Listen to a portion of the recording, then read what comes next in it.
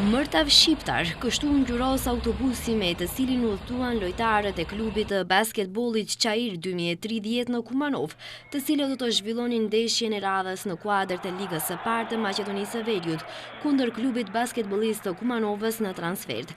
Por jo vetëm kaq, takimi u zhvillua në një atmosferë të tensionuar, ku dëgjuan sharje dhe fyerje me përmbajtje etnike të papranueshme në çdo fushë, e sidomos në sport. Si pasojë e fyerjeve dhe sharjeve në baza etnike nga ana e delegatit, u dha urdhër që salla të zbrazet menjëherë.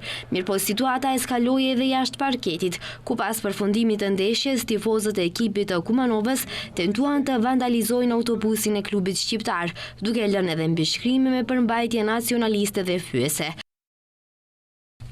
KB Çajir 2030 dënon ashpër këtë sjellje të turpshme dhe antishteterore. Sporti është vendi i respektit, rivalitetit të shëndetshëm dhe bashkimit, e jo i urrëties dhe vandalizmit. U bë thirrje organeve kompetente që të ndërmarrin masa të menjëhershme dhe të hetojnë këtë incident, në mënyrë që akte të tilla të mos përsëriten më në arenat tona sportive.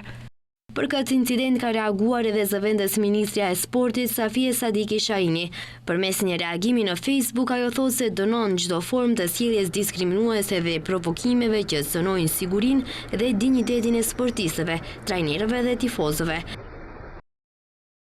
Kërkoj nga Federata e Basketbollit dhe institucionet përkatëse që të analizojnë me seriozitet këtë rast dhe të marrin masa konkrete për të garantuar që çdo sportist të ndihet i sigurt dhe i respektuar, pavarësisht prej ardhjes së tij. Sporti duhet të jetë shembull i bashkëjetesës dhe barazisë. Kjo është përgjegjësi e të gjithëve dhe mbi të gjitha e institucioneve.